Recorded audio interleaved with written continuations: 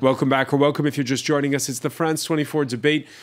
Donald Trump is in Las Vegas, and we're looking at what the reaction is or should be to the worst mass shooting in U.S. history perpetrated Sunday evening in Las Vegas. We're talking about it with one of the first reporters on the scene, Christy Wilcox of KSNV TV, NBC News 3 Las Vegas. Welcome back as well to commentator Scotty Nell Hughes from Nashville, from Washington, former Ohio State Senator Capri Cafaro, and the politics editor at the National Journal, Josh Krashour, also in the U.S. Capitol. Christy Wilcox, we were talking about different cultures when it comes to guns according to where you are. Now, Las Vegas is interesting. A growing U.S. city, which at the same time has a bit of that Wild West frontier spirit, what with the desert just outside the door.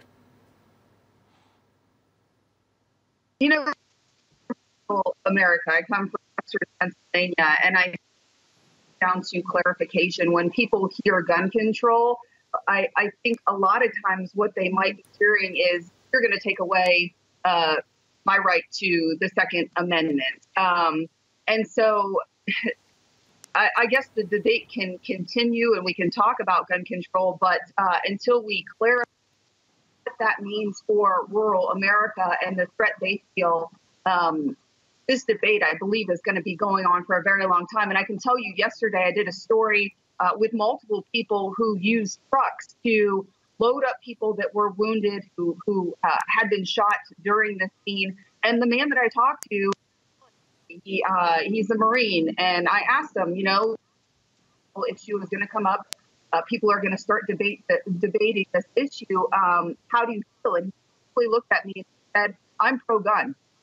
He said he believes that any person that's whacked out or wants to accomplish something like this is going to accomplish something like this one way or the other. I mean, he did guns, but he turned them into something that is illegal. So, you know, another thing, the conversation had come up months before about putting bollards on the strip because they were scared that someone was going to come along in a car and run over a massive amount of people. And that was actually supposed to start happening on Monday.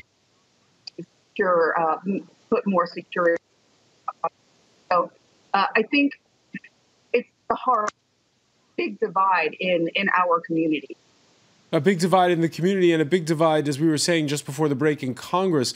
Congressional Republicans have a bill ready for a vote that would allow armor-piercing bullets and silencers. That's right, the legislation that would allow, make legal silencers. Jeff Duncan, he's a congressman from South Carolina, Republican, one of the sponsors. He says, my hearing has been damaged because of gun noise. Had I had access to a suppressor, it may have protected me, as well as millions of other Americans, from this sort of hearing loss. The legalization of silencers, what could possibly go wrong? Capri Cafaro, it just sounds ominously dangerous from this side of the Atlantic. We're sort of scratching our heads. Why would you legalize silencers?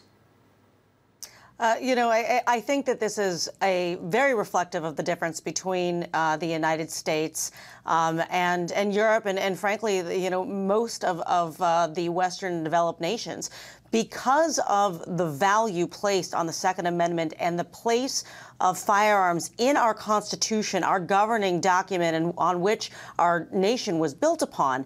I think that there are a number of people, whether they are in office, whether they are Republicans or Democrats, that see that as carte blanche and do not see any nuances in regards to the ability to either modify firearms, you know, have a different type of firearm.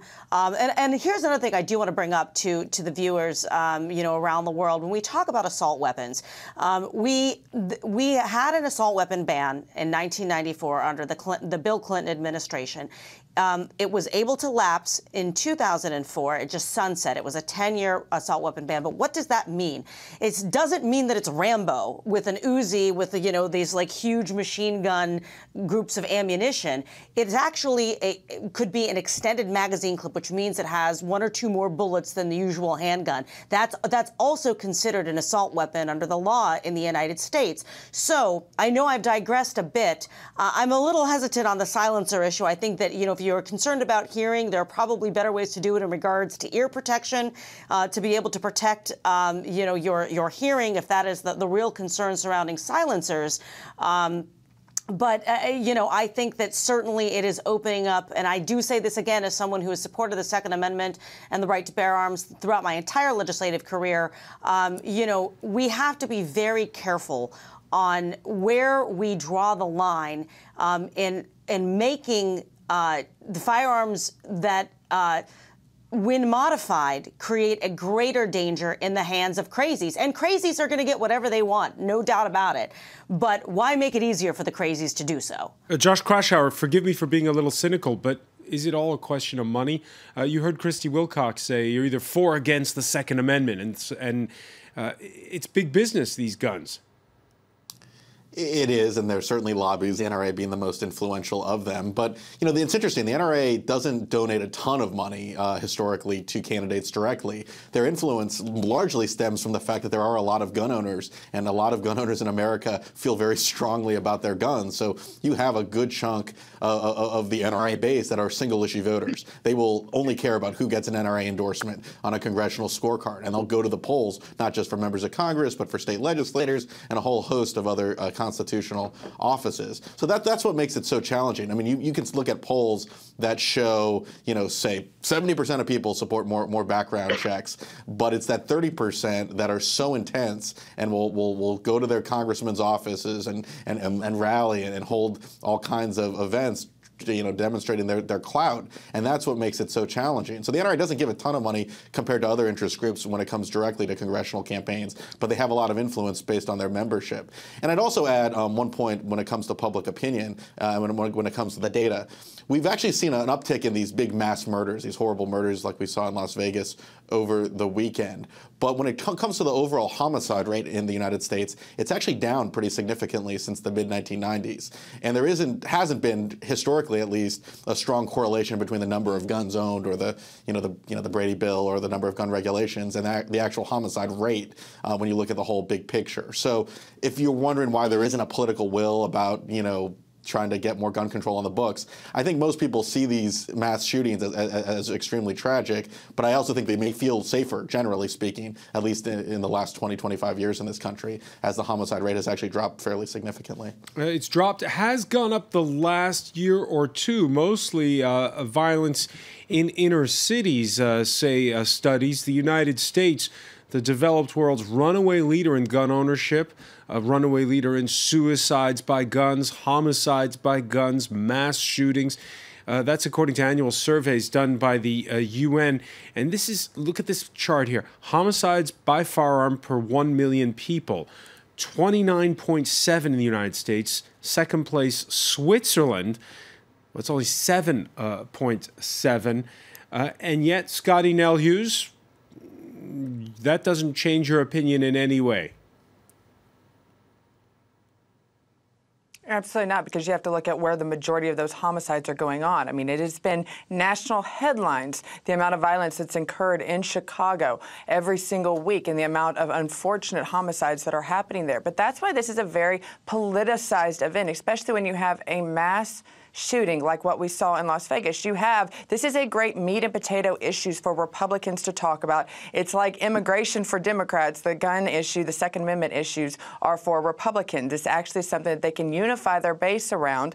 But the key is once again, when you issue rules like what we saw our congressman in South Carolina, they're going after the legal gun owners. Never do we actually see after those that have actually committed crimes. That's why there is a major push right now. Let's actually put forward legislation that hurts the people that are doing the wrong with the guns. Let's actually encourage a stronger sentence on those that commit crimes with a gun. And unfortunately, that type of legislation does not get pushed through. That does not get talked about. We don't talk about So you're really for stronger background like checks then? Is that how I should understand it? Of those issues when these happen.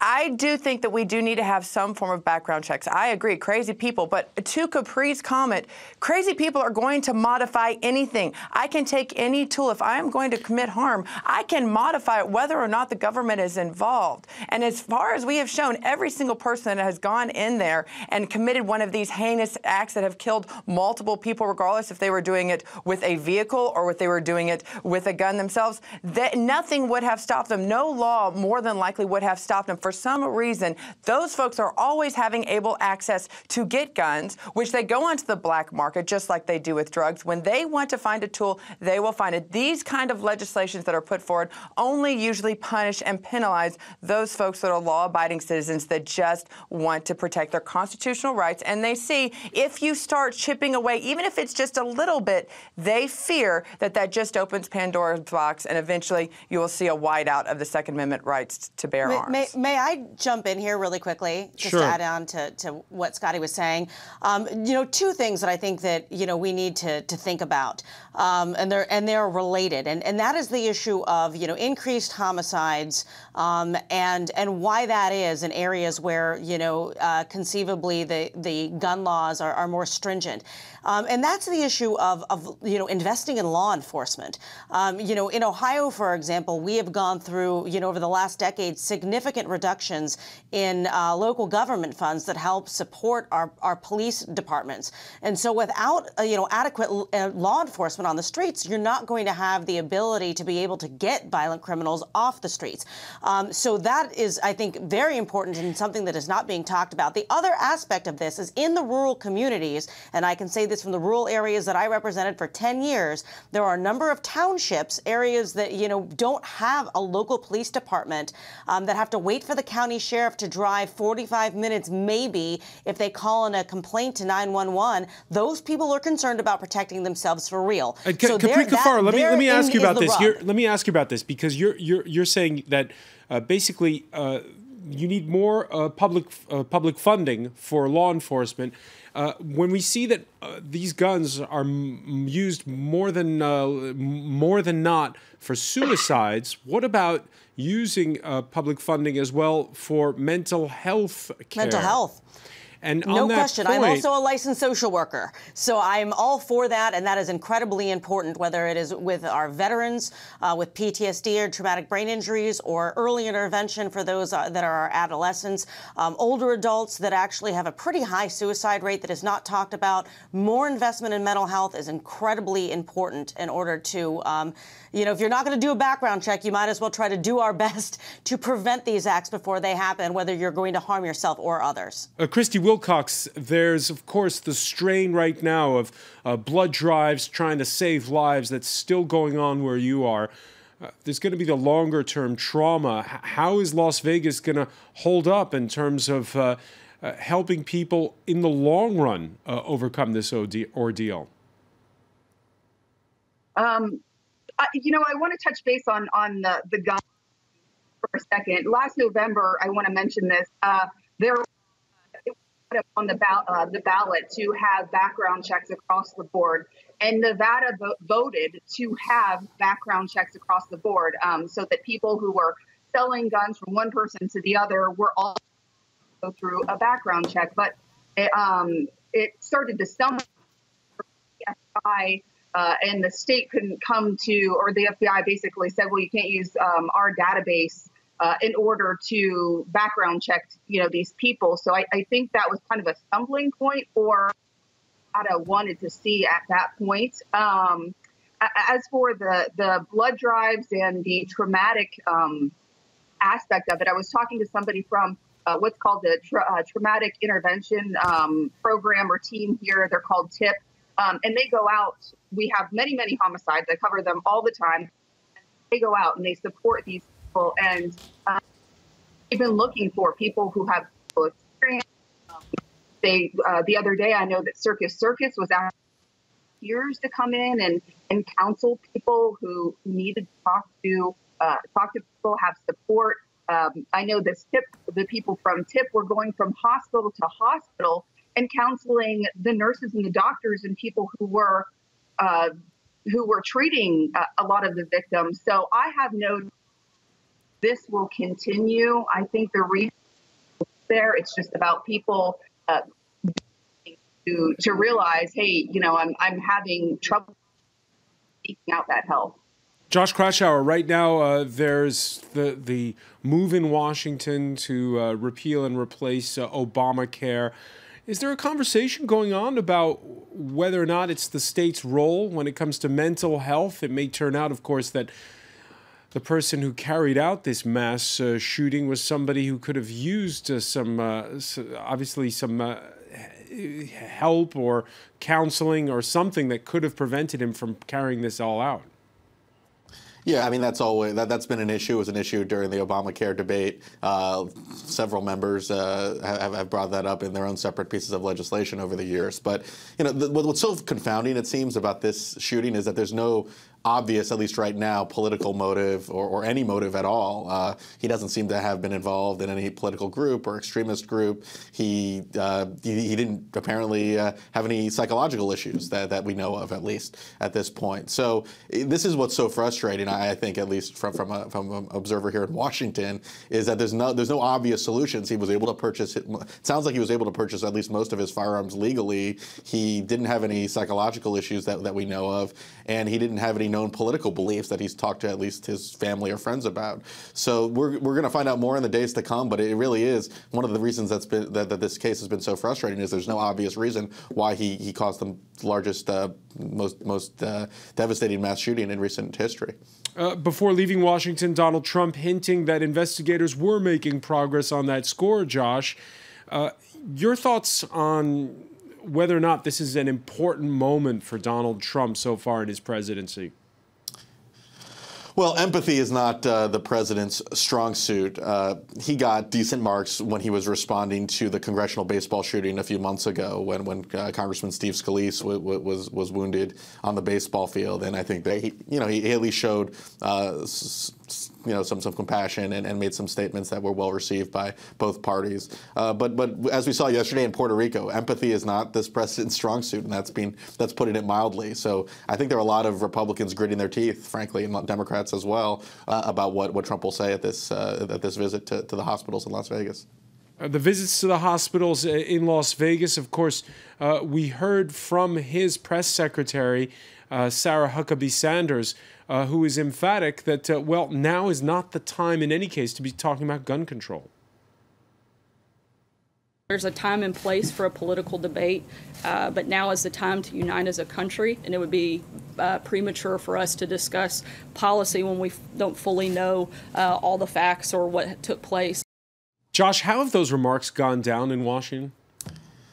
Under predictable partisan lines. You do have divisions, as we all know, in Washington, and there's not a lot of bipartisan compromise. I think, sadly, that's Sarah Huckabee Sanders is right that there's going to be a lot of we're not going to really focus on a legislative solution, and I don't know if there is a legislative solution. The challenge is, I mean, even Democrats. I was doing some reporting on the members of Congress who are Democrats in Nevada, and while they largely support gun control measures, they didn't even want to talk about gun control. The Congresswoman Jackie Rosen, who's running in the state's big Senate race next November, gave a very anodyne, very generic statement, not wanting to talk about guns, not wanting to bring up specific policy solutions in the days after the shooting. So this is not, like I said, this is not strictly a partisan issue. Clearly, Democrats would love to have some movement on gun control, some small-scale regulations, but even members of their own party, even members in the Nevada delegation, aren't as eager as some of the more nationalized voices. Christy Wilcox, Las Vegas, how is it coping as well with all the attention that it's getting at this point? What are people saying about the fact that, well, you're under the limelight now the way we were in Paris? For us, I mean, we're used to being known as the entertainment capital of the world, and we want to continue to be known as that. I mean, I'm very proud of my city. I'm very proud of what we do for other people when they come to our city. And the last thing you want on people's minds is to say, well, should we go to Las Vegas, attend this festival, or going to be back of people's minds. So it's worrisome. We've continuously seen the number of coming into McCarran International Airport go up. I think it's been up to 44 million or something like that per year, and it just continues to rise. And I think that Las Vegas wants to fight to continue to provide that kind of entertainment to people. So it's a challenging thing for. All right, and our thoughts, of course, are with the people of Las Vegas in these trying times. Christy Wilcox, I want to thank you so much for joining us. I want to thank as well Scotty Nell Hughes in Nashville, Capri Cafaro, and Josh Krashour in Washington. Stay with us.